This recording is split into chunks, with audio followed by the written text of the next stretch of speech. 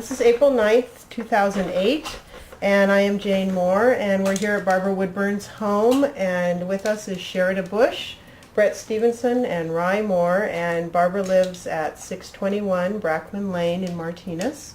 And we're going to be asking Barbara a lot of questions about her experience with the environmental movement in Martinez, which she had a large part in. So thank you, Barbara, for joining us. Thank you for asking me. You're welcome. And would you just tell us some biographical information first of when and where you were born? I was born in December of 1940, the year of the Golden Dragon, very propitious. Lucky. I've always been lucky. In Washington, Iowa. Washington, Iowa. And came here in May of 1944. Okay. And where? California. Okay. And your spouse was, where was your spouse born? Who was he and where was he born? Robert Bonar Woodburn, Bob. And he was born in Springfield, Ohio, and came to California the first week of May 1944 also. And we both separately stayed at the Travelers Hotel that week. We both had dinner as youngsters at Paul's Restaurant, going through. Maybe even were there at the same time. He was raised in the Oakland projects, and I was raised in the Canal Zone enrichment war projects. Okay. And you have children? 2 sons. And what are their names? Sean David Woodburn is 47 now, and Aaron Andrew Woodburn, who is 44. And they do they have any children? I have a grandson, Sean Robert Woodburn, who is age 13. All right, great. Can you just tell us where you're currently working right now? Proud grandmother, yes. I work at the Crisis Center in Contra Costa. And have you been doing that a long time? 18 years now. And what's your responsibilities there? I'm the overnight supervisor. I am in charge of crisis calls. I train people and whatever. I take calls all night.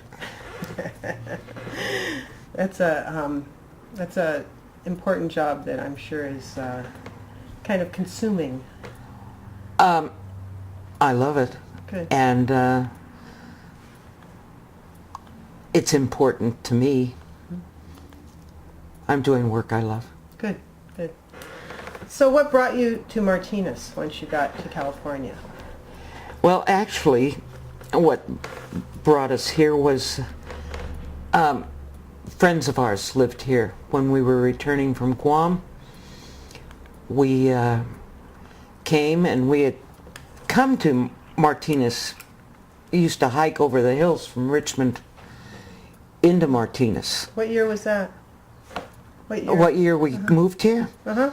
We returned from the Pacific in 1972 in July, just in time for the 118-degree day.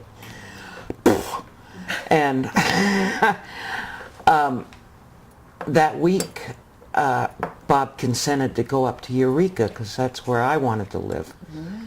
But we almost froze him to death, came back here, and he loved it. It was too warm for me at the time.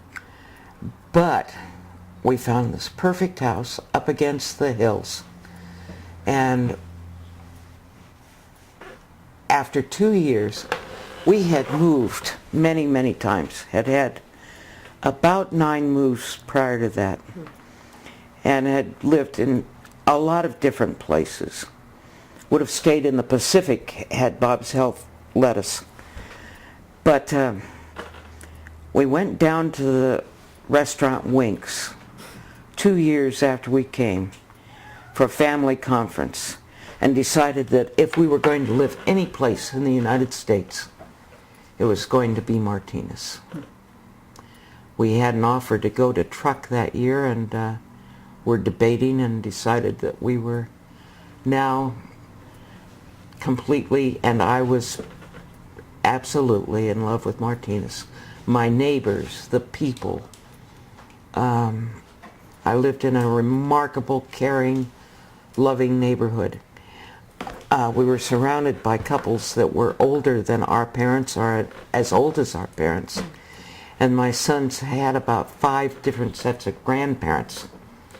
And they were remarkable people. What neighborhood was that in Martinez? That was up at 280 St. Mary's Street. Okay, so up by the hills that you were hiking in. Absolutely. Great place. And so you lived there in that 280 St. Mary's Street for how long? Until I moved here. Okay, so it was a lot. Your kids grew up on St. Mary's? Yeah, after 1972. We moved in Halloween night. It snowed. Erin still has a snowball. 1972 and it snowed. Okay. Yeah. The night you moved in. Yep. Yeah. And how come you had to move? Or why did you choose to move, or what made you move? I didn't choose to move. What made you move? My house fell out from under me. It slid the night Bob died. When I got home from... the front door was jammed. My dog was trapped in the bedroom. And our house had pitched off the part of the foundation. So it was a matter of... And that was caused by illegal grading. The very grading that we fought.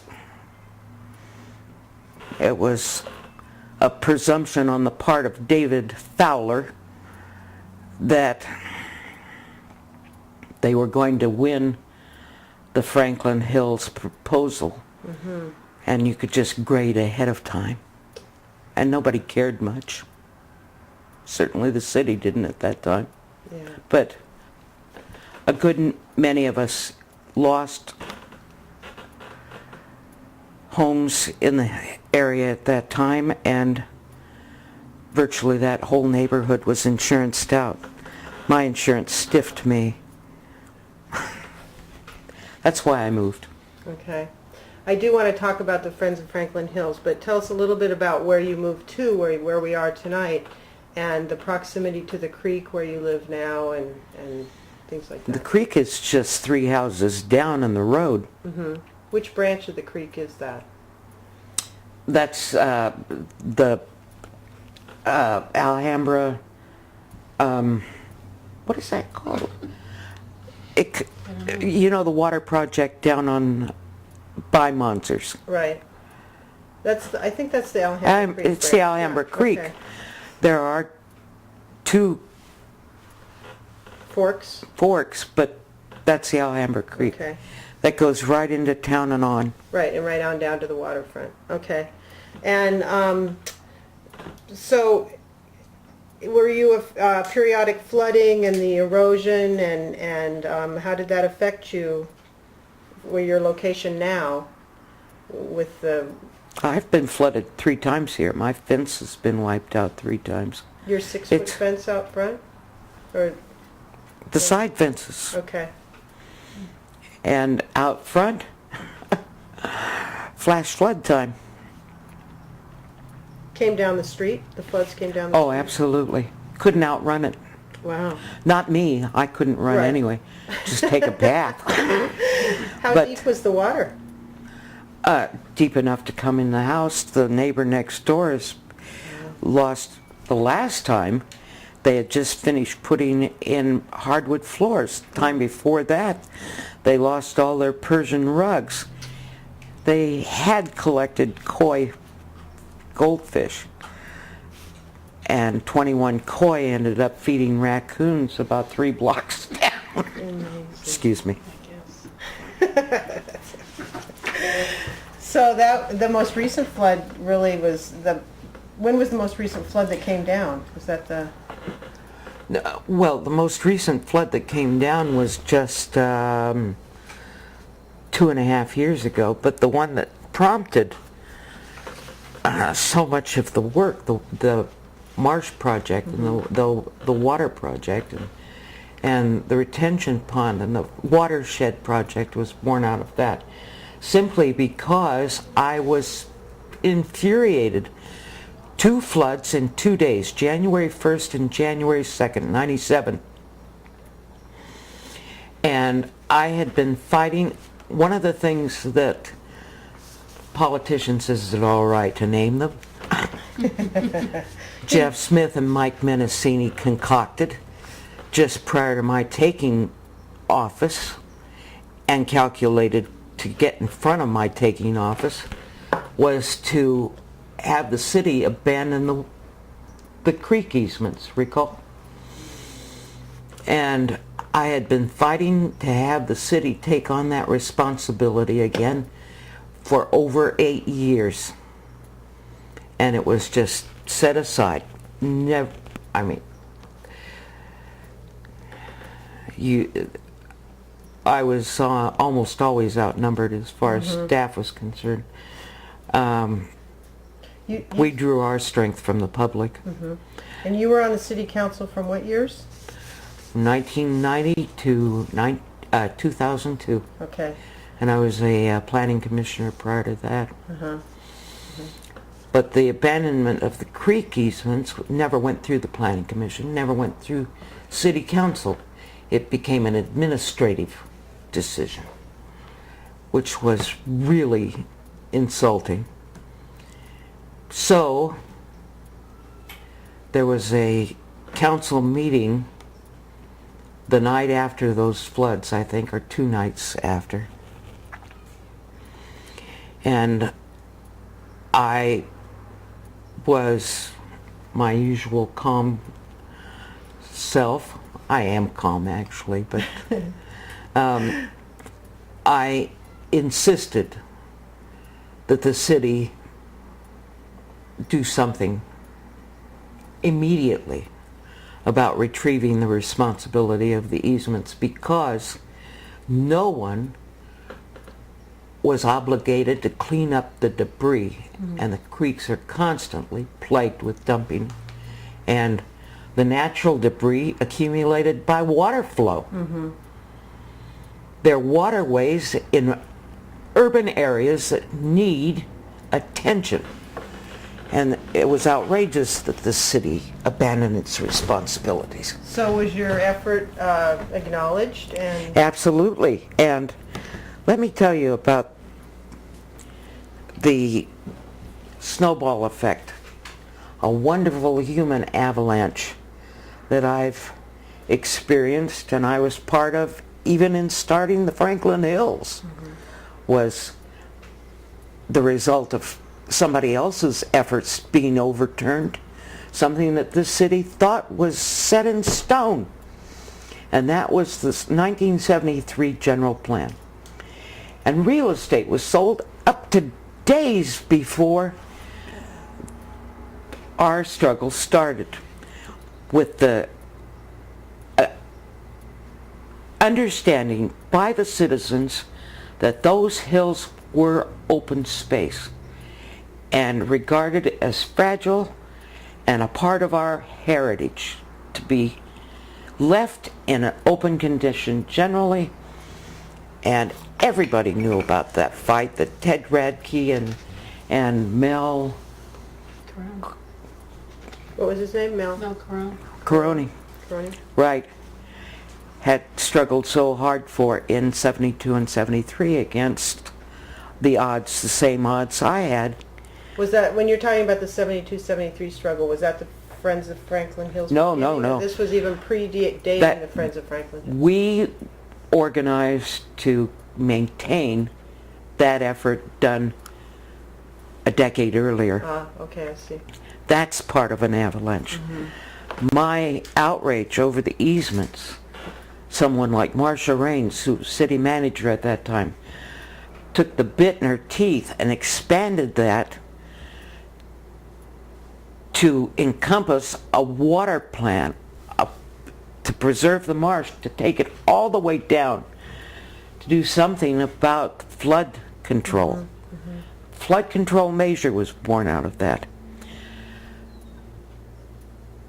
Out of that was born the watershed project. It just snowballed. And things like Sherida's work all these years. Sherida Bush came to me in 1980, late 86, I believe. And she and her partner wanted to be involved in something significant. And look where that's gone. Mm-hmm. From the Franklin Hills to the wonderful work she's done. So much work that's unacknowledged. Yes. And projects that have been important to preserving. Mm-hmm. So we're like branches off a tree that's constantly going like this. And we also are, like most trees in an urban environment, threatened by the people who would whack us down because they want to put something concrete there. Mm-hmm. Interesting. Well, so let's go back to the Friends of Franklin Hills, because I would like to know the how that group began and why it was really started. You mentioned the 10 years post the Rad. The night Bob was buried, we were having the wake, and we were watching my kitchen separate from the rest of the house. And my sons handed me a notice of a planning commission hearing to put 500 homes on this property that was sliding out from under us, above us. The swath from the cut above the later Funk house. Mm-hmm. So from Highway 4? Highway 4 to the clear to the cemeteries. Okay. All the way across that ridge line to the cemetery. Completely across the ridge line. Okay. Benicia-fied. Okay. And they said Dad would want me to do this. We'd done it before when they came in with little piecemeal proposals to do it here and here and here. Jean and Art Will had been a part of that, and our neighborhood was very active in doing that. I'm sure other neighborhoods were also, but now Fowler and Mike Ross, wasn't his name? Mike, remember the Panama hat? No, Bastard.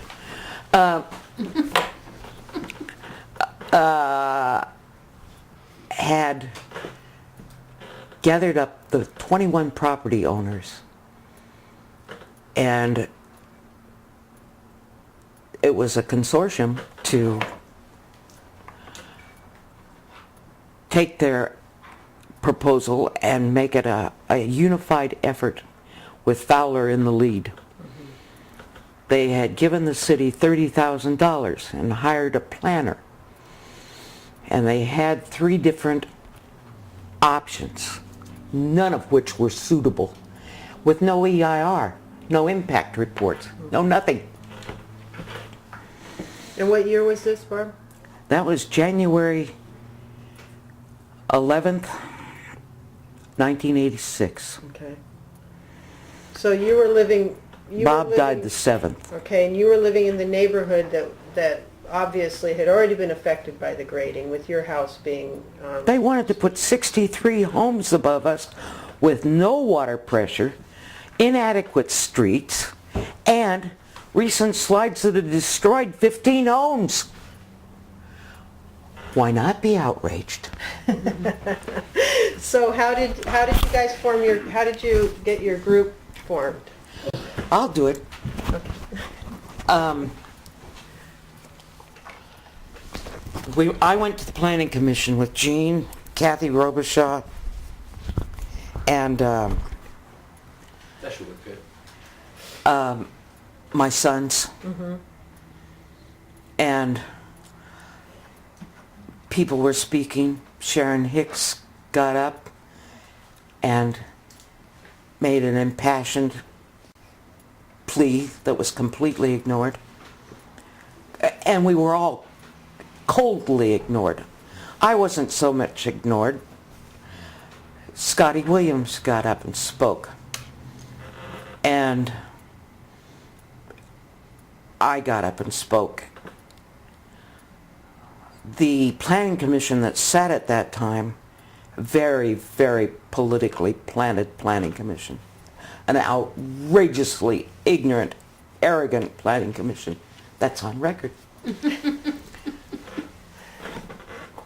dismissed the notion of an EIR and didn't even recognize that if a citizen claims an impact, and I didn't have to claim an impact, there was debris floating all over town still. Mm-hmm. And they said, if Bev McDowell said, well, if you wanted to do something constructive, why don't you take care of the creek problem? And I told them I'd see them in hell before they'd pass it. And that was printed in the paper.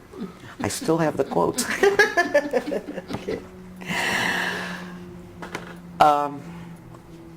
The next day, driving rain. But I'm crazy now anyway. Mm-hmm. Bob's been dead for about 9 days. My home is sliding. Water is pouring off the hill. Muddy water. Jean's house is threatened. And I went up every access street into the hills, Green Street. I looked for a geyser because Sharon, I couldn't remember her name, but I could remember that she said a geyser was coming out of her front yard. I looked for a geyser and I found it on Arita Street. And it was still a geyser. And I found Scotty. And I found lots of people who foundations were cracking, etc. But we didn't find a lot of people that believed we could do anything. But Scotty Williams, Sharon Hicks, the Azolas, we had Kathy Radke on our side. We found people who were willing to come if they were called. They were willing to sign petitions. And that night before I left, Jean and I printed up these, in my printed hand. Mm-hmm. And we gathered up about 250 signatures that day. They were handwritten? Very damp signatures. Handwritten petitions? A handwritten petition. You and Jean Will did? That I did, and Jean printed for me. Okay. Jean was... remarkable woman. A remarkable woman. Mm-hmm. And often provided... I don't know what I would have done without her in those days. We were both recent widows. And she was just a steadfast anchor for most of us, I believe. Mm-hmm. I know. I don't have to believe. Yeah. Anyway, that's how the Franklin Hills were formed. We weren't named until the major AA fight. And that was actually on the ballot in 1988? Actually. Okay. By that time, I had to resign as the first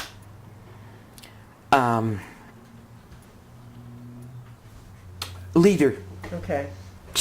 Sharon always called me General. From the group because of the involvement with politics. Conflict of interest? Exactly. Okay. Because you were going to run for city council? By that time... Is that why? Because you were considering running for city council, or were you already... Actually, I wouldn't have been a city councilman had they not pissed me off perfectly. Oh.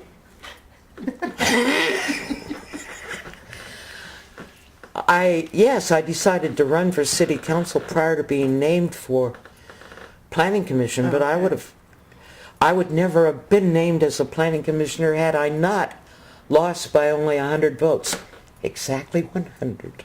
100 votes. You lost the Yeah. planning committee, oh, you lost city council City by 100 council votes. election in '88. Okay. Bev McDowell won. She only outspent me by $10,000. I think our votes cost about 88 cents a piece. we spent about $7,000 for that election. Mm-hmm. And people were wonderful. I mean, I didn't have a pot to pee in or a window to throw it out of. So you really, with your Friends of Franklin Hills, with your campaign to run for city council, with a lot of the programs that are, the passions that you've had in this city, you really have stirred up and started that whole grassroots movement. Don't Yeah. you believe? Is that one of the qualities of this town that you really found unique, or talk about that? I've lived in a lot of places, and this town is unique, and I've been politically involved in every place I've ever lived. Mm-hmm. In fact, our going to the Pacific was the result of the apathy, the complacency, of the communities we lived in. Mm-hmm. And that regarded Vietnam War, civil rights, and environmental interests, which were our passions. We were very involved in emotionally, mm-hmm. and found it was very difficult to be involved physically. Where do you take it where there's no place to go? I was early on influenced by Rachel Carson. Who's Rachel Carson? She wrote The Sea Around Us. Okay. And then, of course, Silent Spring. And I regard her as probably the mother from which environmental milk flows. Mm-hmm. And Margaret Bork White and Dorothea Lange, women photographers, Imogene Cunningham, of course Eleanor Roosevelt, Marian Anderson, civil rights. Mm-hmm. So had a lot of passions in my life and never lived in a place to match the passion. And Bob and I found it here. That's one of the reasons we went to Winks and elected as a family to stay here if we were going to live. So you could say Martinez was the first place that you ever really lived that measured up to being able to fulfill the work and the passion that you had. You were able to find people that you could share that with. Is that a fair statement? Yeah. I'm not a joiner, believe it or not. I'm not. I'm kind of an individual wild hare. I didn't expect to be involved in politics. Had Bob lived, I wouldn't have been involved in politics. It is a life that you absolutely, if you do it right, you have to be completely focused. If you read, if you study, if you know the issues, you don't have time for a child. You don't have time for a husband. Right. So that's kind of a comment about the other guys. Yeah. I think it's a comment about politics in general. I mean, I don't care where you're running or what you're doing.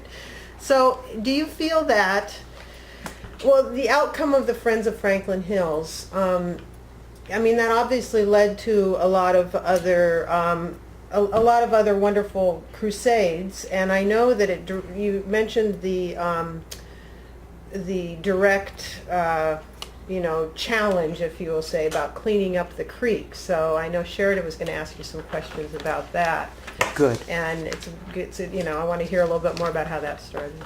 Good. Well, as you know, the first waterfront cleanup was in 1989. How did that come about? That came about as a celebration of the Friends being so instrumental in passing AA here. And we, as a city, passed it with the highest percentage of city population, all the cities that participated. Franklin Hills group put out, and you have it in the album, the only paper that was put out by any single environmental group as individuals. And we carried the paper all over town. We plastered the town with our pamphlet, which Sherida had so much to do with developing. I think she wrote it. My daughter-in-law drew the picture on the front. And we all carried paper. And since it was such an amazing win, and Martinez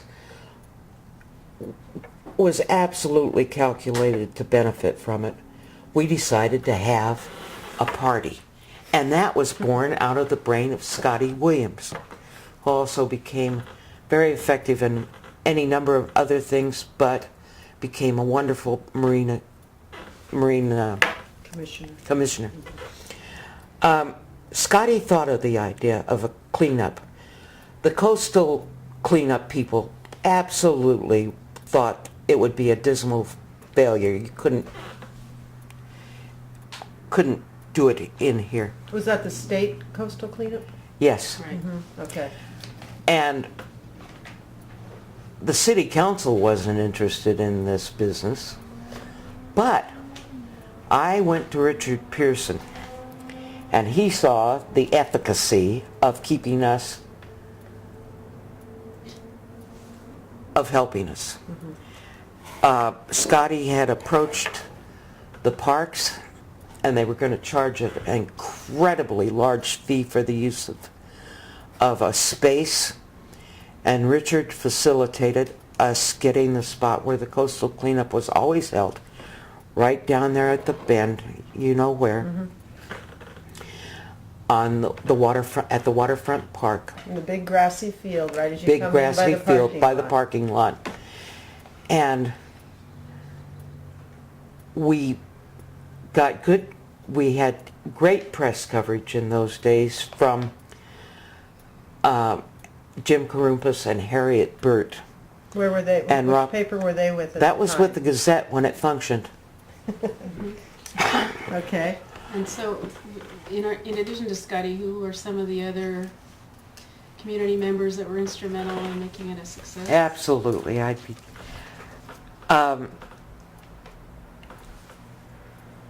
Pearson got it off the ground, but it just couldn't have gone without Gene Will, the help of Sherida Bush and Tim Platt, and all the Franklin Hills crew, my sons, Sharon Hicks. Am I leaving anybody out? Gosh. The Academy Awards, I'm sure you are, but they know who they are. But we had, the night before the party, I was making a banner, which is still, Scotty still picks up every year. And I cooked for 10 of them. But we had 8 barbecue pits that Scotty and Tim, remember? Pickup trucks picked up, and I was cooking out of 8 barbecue pits. And Jake, Tim Platt's young Friend, little brother, had the very first hamburger from the cleanup on May 6th, 1989. And it was our coastal cleanup. Was that year when the cleanup had the biggest haul, or when was it? Oh, that year was remarkable. We collected 240 was the final count, tires, which we have a picture of. The next cleanup, which by now the coastal cleanup people saw the efficacy of this effort,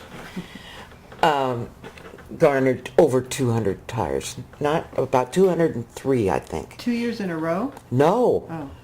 We had 3 cleanups, May 6th, September 29th, and then in April. Wow. At the coast. And this is all in bing, bing, bing, bing. Because ours wasn't, coastal cleanup wouldn't come along with us, so we did it when we were still hot from AA. So would you say the community supported the cleanup? I'd say so. I think the lowest count we ever had was the 250 plus people for our first one. And they were just so incredibly wonderful. When Jake came to get his hamburger, he looked like the only thing that was available to him was his mouth. He was completely, and I could see his red hair, he was completely mud encrusted. And he and Tim had hauled out tires and glass. And everybody was just caked with debris and hosing off. And they found bags and bags of stashed mail and mail that was stolen and mail, yeah. And our biggest effort was 643 people at one of the subsequent cleanups that I cooked for. I remained chief cook and bottle washer for exactly 10 years. But the marina was very different then than it is now. Oh, extremely. So can you talk a little bit about what the waterfront area was like and the areas that you actually cleaned up? Did you go up the creek? Did you stay along the coast? What was that, you know? Scotty coordinated the cleanup areas, and at that time, the creek was limited as far as we could clean up. Your access was limited? Access was extremely limited. Fish and Game are real hairy about touching anything, even when it's crap filled. And so the target areas were as far up as we could go, and I think that was right there about at Portola's, wasn't it? Sounds Where about they right, put- yeah. But this is pre-marsh days. Absolutely. So it was much tighter? What was the channel like at that time? The channel was clogged. Cattails, debris, silt. You'd step in and you could sink up to your knees before you'd find. Did you use kayaks? Kayaks. I know Scott has a Yes. lot of kayaks. So tell us about how they did that. Scott, and you'll find the name of, I can't remember Steve's last name. He's in the archives. Oh, Jefferson or... No. Okay. At any K, was also a kayak person and very active in those early days. And I'm sorry, I'm blanking on his name, but yes, they used kayaks, and I'm not sure they didn't use ropes to get down the slopes that, in fact, I'm sure they did, to get the mail up from, Where was because the- that was found off the road Carquinez at Cemetery. Carquinez. Oh. Yeah, So they went down over the bank off Carquinez Drive. exactly. So you also cleaned up above, traditionally now it's out there on Carquinez Road too, so that was one of your early target Oh, areas too? yeah, absolutely. Yeah. How did you decide where We to clean set, up? we set the benchmark. Yes, you did. Yeah, you did. And when I say we, I certainly was instrumental in getting it lifted off the ground. Pearson wouldn't have done it without me. But Scotty Williams deserves the credit for this. And all the people who said, whoa, great idea. And the And- park district. And the park district. And the Park Yeah, District. how did the Park District... The Park District, absolutely. Tell us about that, how they interacted with you after they were so... They weren't involved the first Okay. effort. except that we were using their side of the property. They let us do that. Physically, with people, they weren't involved. Okay. After that, we formed a wonderful partnership with East Bay Regional Park District, and they were incredible. We had 2 employees of the park district came out that day, but as private Martinez citizens, and they were wonderful. And we're always participants after that. So the park district after that always supplied these huge barbecue pits. Certainly made it easier than going down with a little family barbecue and whooping out 368. But we would supply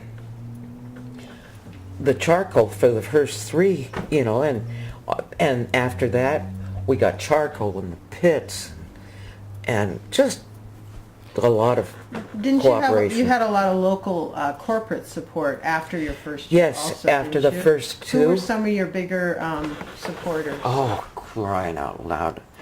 I'm going... Biota. Yes, Biota Biota. Very, very much so. And is a local group. Lynn and Devaney. Okay. Shell Oil, who was becoming a better citizen, Good neighbor. good neighbor, and did. I'm afraid I'm blank. That's okay. That's okay. I mean, it's remarkable how that process has turned into what it is today. Yeah, we did get a lot of support, and I hope I'm forgiven just a lapse of memory. Of course you are. Okay. What do you have any other questions about the creek or about the shoreline cleanup, Sheridan, that you wanted to ask? I don't think so. Okay. Is there anything else that you wanted to say about the cleanups before we go on to another? No, except even about 3 or 4 months ago, I was in Safeway, and a young man in about his mid-30s came up and said, "Are you Barbara Woodburn?" And I said, "Yes," and I didn't know him. And he says, "You served me hot dogs once." That is a kick. I love that. That's the small town grassroots thing you're talking about. Yeah. That's the decent dregs of Yeah. politics. Yeah. I mean, if you're going to look in your cup, that's an okay thing to look at. So, what do you know about the creation of the Alhambra Creek Watershed Council and that whole process you talked about a little earlier? Can you tell us a little bit Yeah, more I about it? participated on the edge of that when it was done. Certainly supported it, and it was born out of the water project and that whole flood history, and been talking about the watershed with the Franklin Hills forever.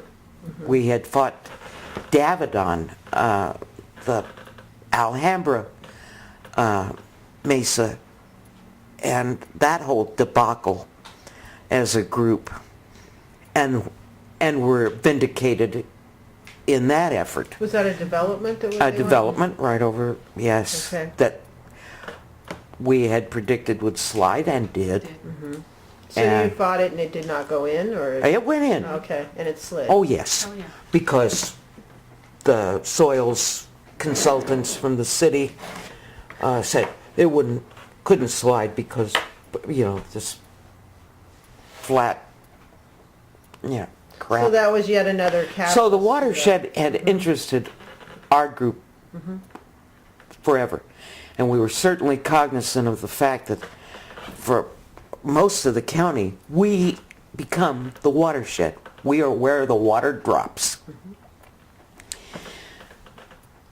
But it was Igor's scared of, who took this ball, and this is something that, back to that tree, and it's many, something is born over here and it goes and becomes wonderful over there, and people who have wonderful creative ideas and energy and focus take it and run with it. And that's what happened with Igor. And the people who joined him, a great many people who I know you know because this is part of that project. But now where was I?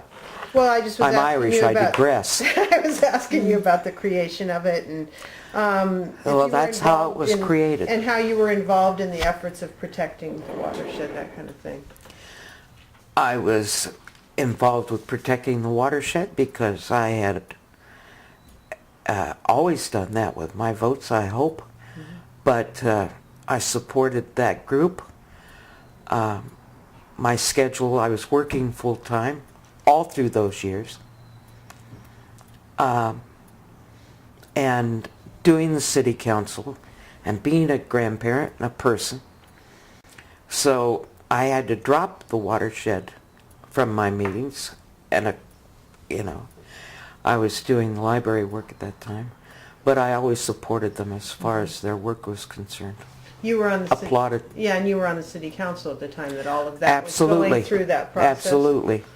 Okay, so whenever there was So, presentation, yes, you had the yes vote. I had the yes vote. That's why I ran for office. I was tired of that red button.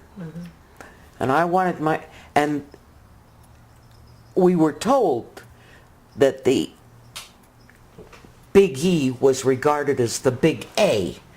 Environmentalists would never win. Well, they were wrong. I always won by a landslide. And it was because people of like mind, people who created things like the watershed, like all the park work that Sherrod has done, like all the things, other things she's done. Scotty Williams, Harriet Burt, who was active in other arenas anyway, just hyperactive, super active. Great many wonderful people that you come out of and join into and come out of you, or whatever you're working on. So, what kind of where do you see this all going in the next step? I mean, we talked about the Marsh Project, and how that has opened up the whole waterfront and changed the physical layout of that land. And It certainly has. where do you kind of see the next, or what are your hopes for the next phase of the Martinez I hope environmentally? that the people who are able to now, and I find people are undereducated generally as citizens. Sorry.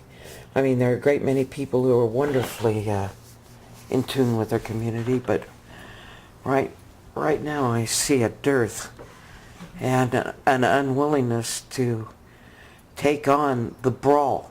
And it is a brawl. Politics here have, in the past 6 years, actually for the past 16 years, have been marked by slander and libelous attacks and vicious attacks and lies. The buying of a newspaper in order to pervert the process, and it worked.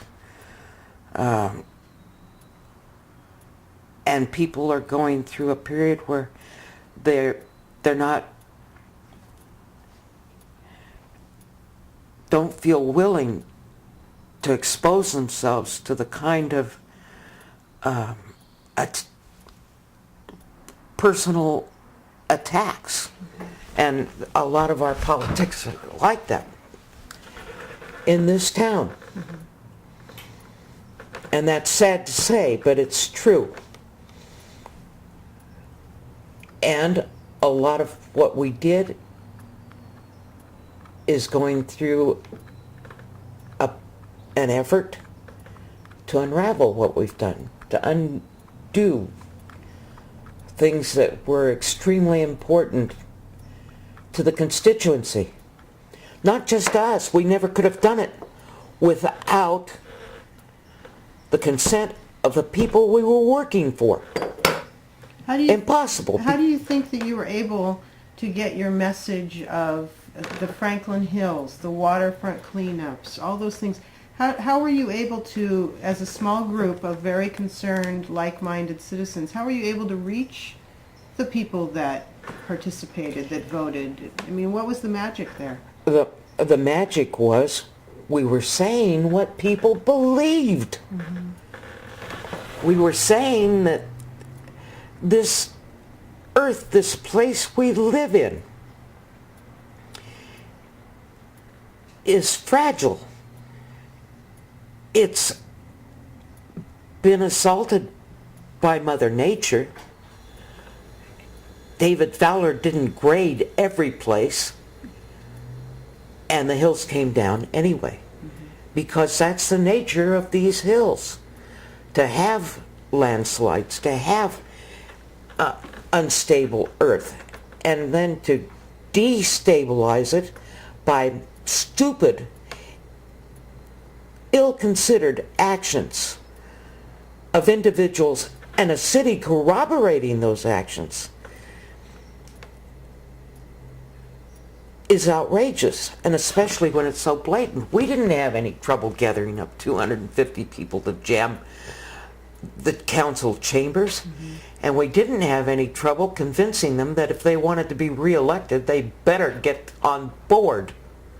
And that's exactly what happened, and the guys that fought me were off board. You can never beat him. He came in fifth. That was the message that you were given? By the people. Mm-hmm. Mm-hmm. I didn't have to spend a lot of money to do it either. Very interesting. So it goes back to your grassroots, your tree, and the people who are finding a passion and following it. Exactly. Which is what brought you here to this town in the first place. And you can howl to the moon and say you're passionate until hell freezes over. But if nobody's listening, nobody comes. Mm-hmm. And you're wrong. Okay, strike your tents and go home. But we were right. We were right and we were heard. And that's why, for so long, we got so much done, because we never had a council majority. Never. We had a people majority. And today we have a council that is completely on the same page. And the voice of the people is lost on the wind. And they need someone to decide that they're not afraid of the stupid lies and the false accusations and the personal attacks, the physical attacks, because that's what happens. Mm-hmm. These people speak to people in the community who hurt your animals and trespass on your property and destroy your property. And that happened throughout my career. And? Well, I don't know how many people are as brave to take that on. It's a difficult role. But they would find, I believe I know, because I'm still out in the community. People recognize, some people say, oh, Barb, run again. Most people know that I can't and won't. I quit when it was time.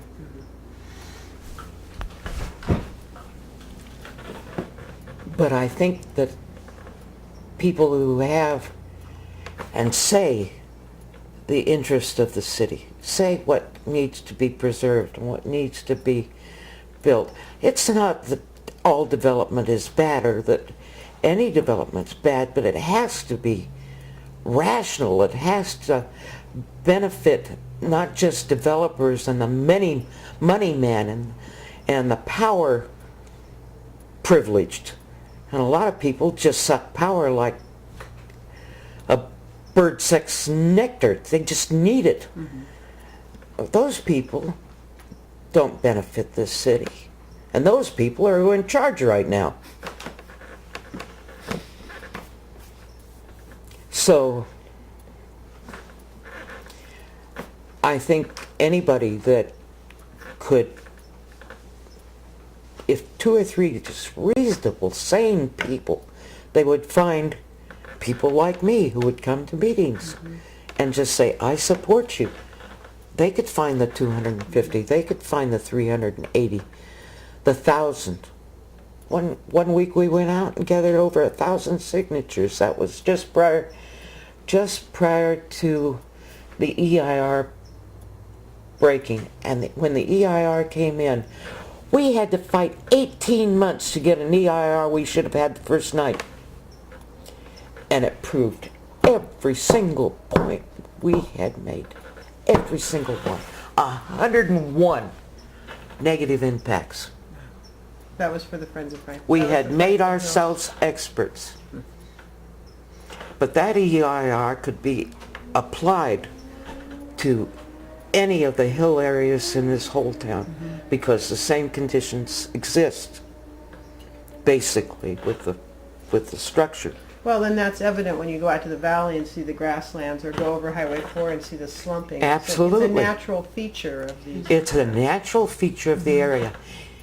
And these blanket wholesale squandering of reason in applying the care that was so disregarded should inflame a public, and did at that time. At that time. It should again. Do you have any, besides the comments you just made, do you have anything else that you'd like to say, just to put, on, about the environment, or about the creek, or about the water, the closing thoughts you want to leave us with? I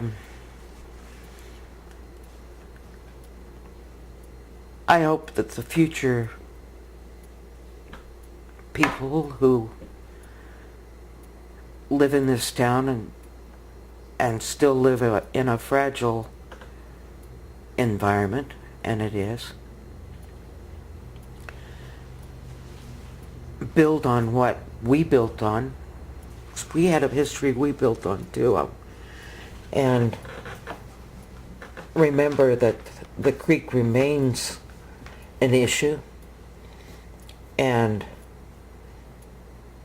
the marsh, that we can't just let our marina commission and our marina area stultify from neglect, that all of these things have to be considered and reconsidered and reshaped as time goes on, and I'd like to see a citizenship do that.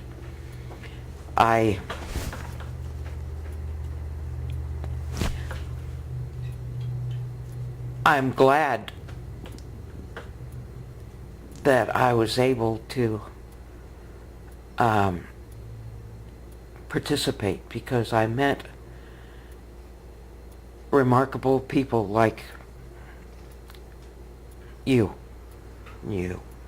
and all the ones I've mentioned, and a great many people I haven't mentioned. And those people make you feel like you live in one of the most worthwhile places in the world, and give you hope. I think it was Margaret Mitchell who put in the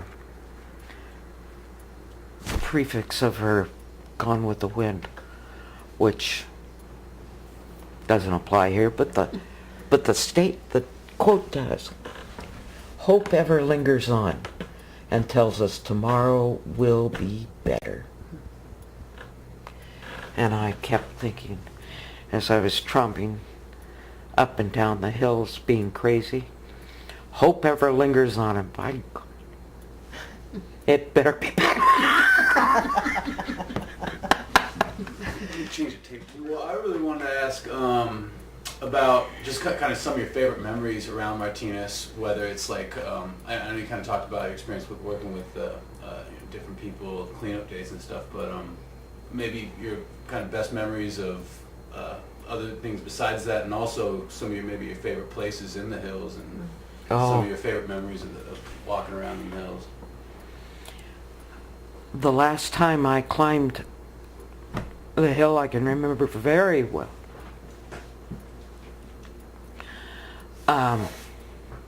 But before the last time was in April of '94.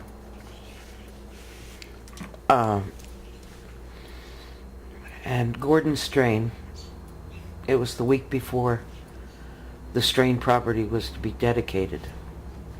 And Gordon and I walked up to the top.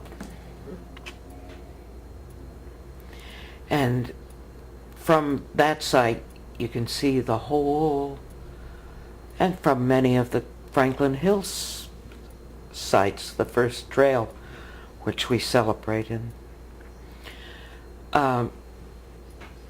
You can see this whole wonderful watershed. You can see clear to the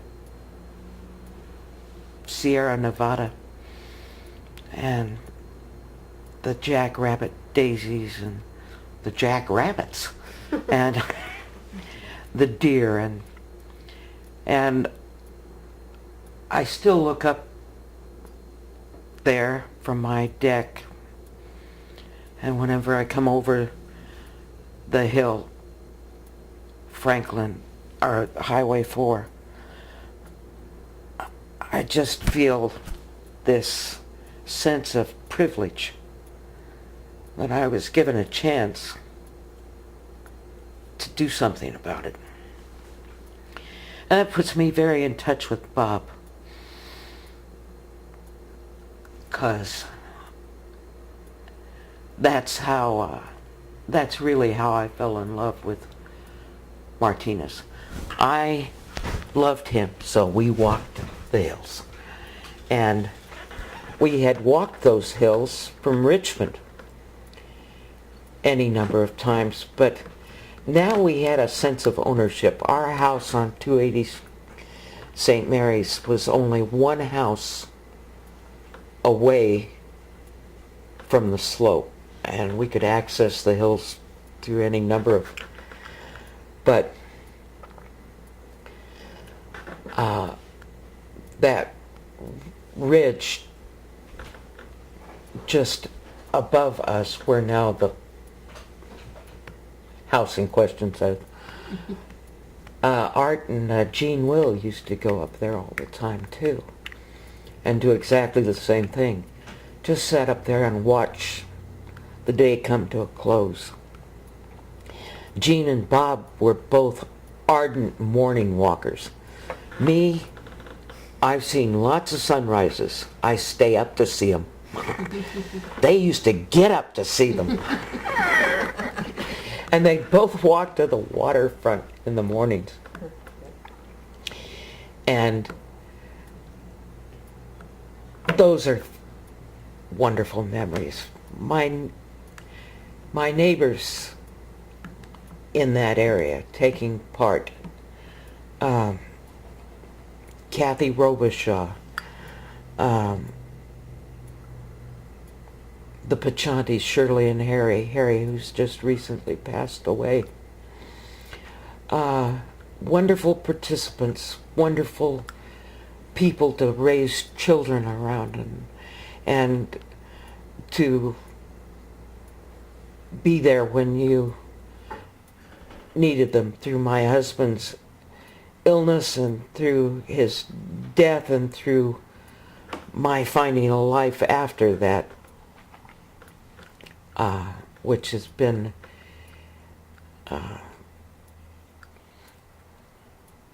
I wish he'd been here, but which this city has been largely responsible in making something I can not only, I feel like the city and the people I've known have made my life something I really value. I think Bob would have liked me.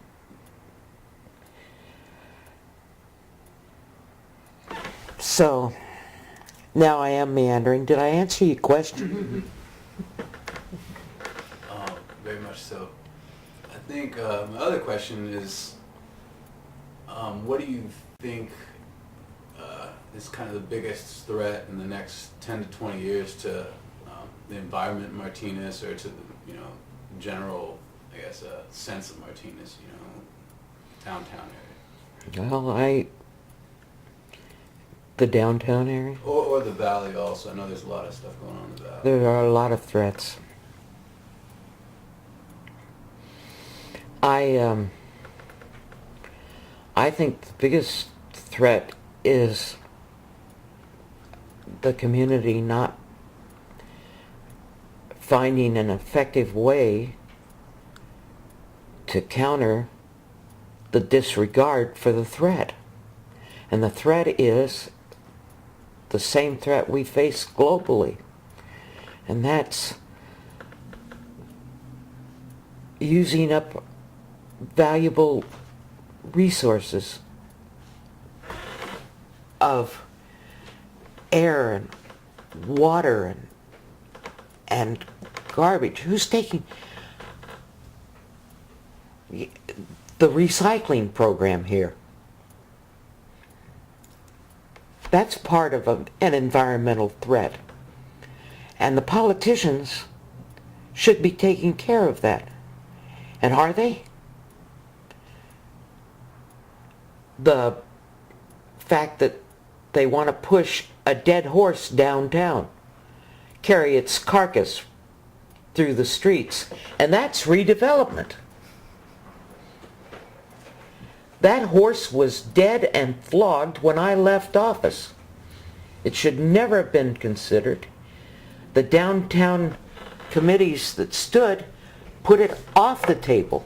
Well, the setting council put the effort of all those citizens off the table in order to spend more money to get exactly what they contrived. That's a threat. Redevelopment will not work in this cul-de-sac. It wouldn't in 1988, in 1986, in 1973, and it won't today.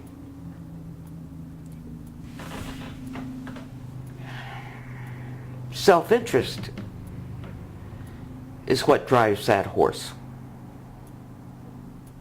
And the horses next that endorse it are endorsing their own self-interest, perpetuation of staying in office, and the applause of the people who have the money.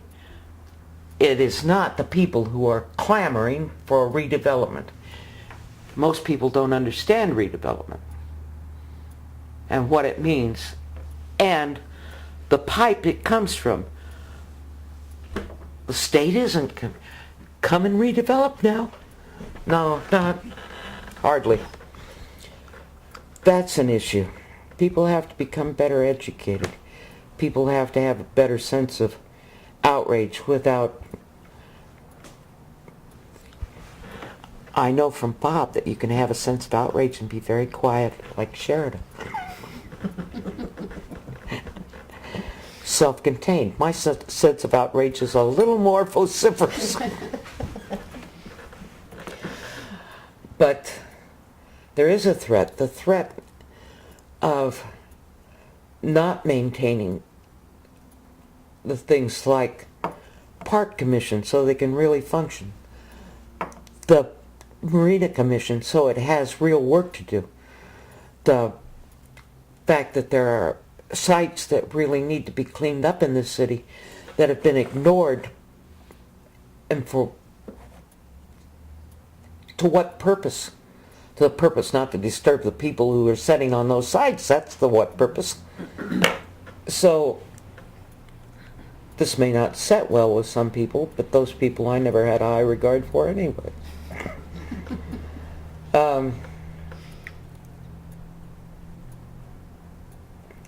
The fact that so many of the groups feel a sense of, at least this is what I'm hearing, I'm no longer a part of the groups, a sense of not getting support that really helps them carry on their programs, like so many of the downtown efforts. First night, a great many of the wonderful celebrations we used to have in this town that are no longer important. But were important because they formed a celebratory sense of self. That was why they were important. People could come together and join efforts and do. It's stultifying the sense that you can do something. Your voice can make a difference. That's the kind of impromptu question that goes, ooh. So maybe community service is Community service is invaluable.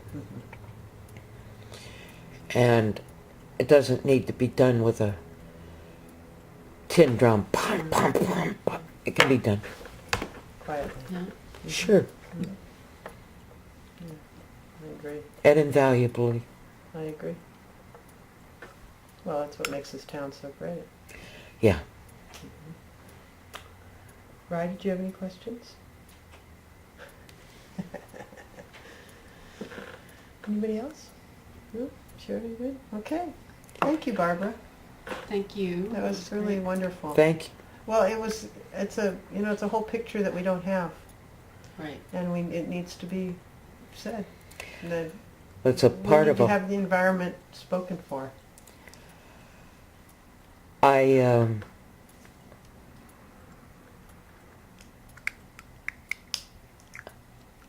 It's funny, I am an environmentalist, but, it's just... There are people that have devoted all their lives to it. I just feel privileged that I've met so many people who, you're not a card-carrying party member, but we've managed to perhaps do something for our little space. Because we all contribute, all of us do contribute to it degrading. Unfortunately, we live in a world that makes it impossible for us to avoid that process. But the fact that we can recognize that as individuals, those of us who've been given a light, Rachel Carson, ping the light, and maybe help slow that degradation.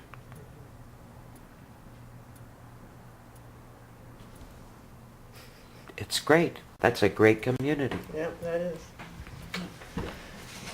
Okay, is that a wrap, boss? That's a wrap. That's a wrap.